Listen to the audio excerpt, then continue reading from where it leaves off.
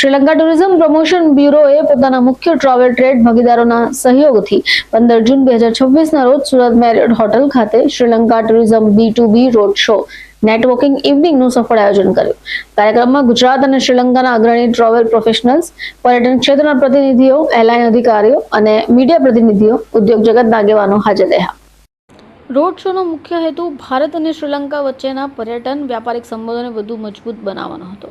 ખાસ કરી ઝડપતો વિકાસ દક્ષિણ ગુજરાતના બજારને ધ્યાને રાખીને કાર્યક્રમ દરમિયાન શ્રીલંકાની ટુરિઝમ કંપનીઓ અને ભારતની ટ્રાવેલ એજન્ટ વચ્ચે વ્યાપક B2B બેઠકો યોજાઈ. શ્રીલંકાને ભારતીય પ્રવાસો માટે એક પસંદગીના આંતરરાષ્ટ્રીય પ્રવાસન સ્થળ તરીકે પ્રોત્સાહન આપવાનો પ્રયાસ પણ કરાયો હતો. આ પ્રસંગે સંબોધન કરતા Shrimati Shirani Herath, assistant director, Sri Lanka tourism promotion બ્યુરોએ ભારત સાથેના પર્યટન સંબંધોને વધુ મજબૂત બનાવવાની પ્રતિબદ્ધતા વ્યક્ત કરી. શ્રીલંકાના સુંદર દરિયા કિનારા, વન્યજીવન, સાંસ્કૃતિક વારસો, વેલનેસ ટુરિઝમ અને વૈભવી આતિથ્ય જેવા વિવિધ પર્યટન આકર્ષણોની માહિતી પણ આપવામાં આવી હતી. Nagar travel agent federation of ઇન્ડિયાનો ટ્રેઝરર છું, ગુજરાત ચેપ્ટરનો. આજે સુરતમાં ઘણા ટાઈમ પછી શ્રીલંકાનો રોડ શો અહીંયા યોજાયો છે અને ખરેખર 46 ટ્રાવેલ એજન્સીસ ત્યાંથી આવી છે અહીંયા અને ખૂબ સરસ માર્કેટ એમને અહીંયા મળે છે.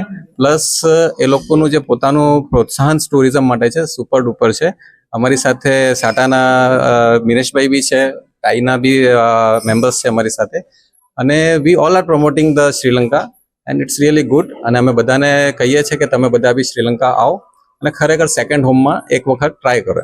શું મેસેજ આપશો ગુજરાતને મેસેજ આપવાની એમ તો અમને કંઈ જરૂર લાગતી નથી, કારણ કે ગુજરાત માર્કેટ ઓલરેડી સેચ્યુરેટેડ છે અને ગુજરાતીઓને ખબર જ છે કે ભાઈ શ્રીલંકા એકચ્યુઅલી શું છે. બટ દેન ઓલ્સો જો જે રહી ગયા છે, please come Sri Lanka. I'm Shirani Herat from Sri Lanka Tourism Promotion Bureau, the Assistant Director overlooking the South Asian market.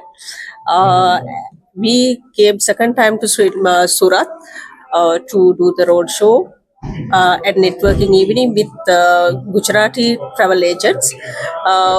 Of course, we brought 46 travel and tourism companies.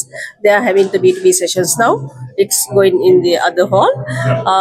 And our main aim is this time we of course have a new message. Sri Lankan Airlines, our national carrier, they are going to start their new flight from Gujarat, and this Friday of course our another carrier, Fitz Air, also a Sri Lankan airline, they are flying to Sri Lanka, Colombo from Ahmedabad from this Friday. Their inaugural flight is from this Friday, and we decided to do a road show in Surat, Rajkot and Ahmedabad, have identified as the main cities of Gujarat. Ma'am, what business outcomes do you accept for this event? This event, of course, we want to get more Gujarati travelers to Sri Lanka. બહુ સરસ કર્યું છે. આ તમે જોવો છો કે આટલા બધા લોકોને એ લોકો શ્રીલંકાથી લઈને આવ્યા છે પ્રમોટ કરવા માટે. જે વસ્તુ જે અમારા જેવા ટ્રાવેલ એજન્ટ જે નથી ખબર એની જાણકારી પણ અમને મળે એટલે અમે આગળ પ્રસાર કરી શકીએ. લાખોની કેવા પ્રકારનો બિઝનેસ છે શ્રીલંકા? બહુ સરસ છે, કારણ કે ઇન્ડિયામાં પણ આ લોકોએ જે રીતે કીધું કે 23% જો શ્રીલંકાનો પાર્ટ હશે તો પછી 50%થી 25% તો ખાલી ગુજરાતનું હશે.